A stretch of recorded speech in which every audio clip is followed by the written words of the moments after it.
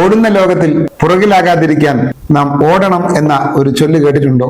ആധുനിക ലോകം സാങ്കേതിക വിദ്യയുടെ പിൻബലത്താൽ അതിവേഗം മാറിക്കൊണ്ടിരിക്കുകയാണ്. ഈ ലോകത്തിൽ ആകെ പരിഭ്രമിച്ചു നിൽക്കുകയാണ് മിക്കവരും. എന്നാൽ ഇവിടെ എന്ത് ചെയ്യണമെന്ന് വ്യക്തമാക്കുന്ന ഒരു കഥ. ഒരിടത്ത് ഒരു പൂച്ചയും എലിയും താമസിച്ചിരുന്നു.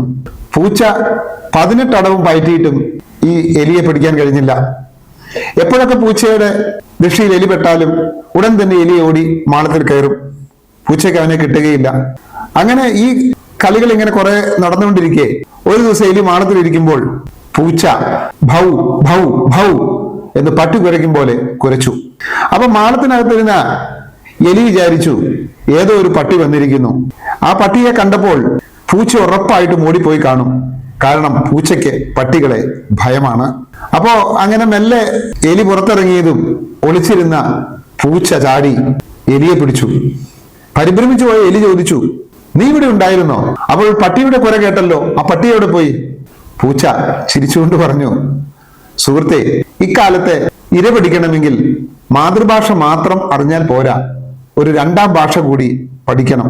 പ്രിയപ്പെട്ടവരെ, ഈ AI കാലത്ത് നമ്മൾ ഒരു സ്കില്ല് കൊണ്ടായിരിക്കും ഇര പിടിക്കുന്നത്.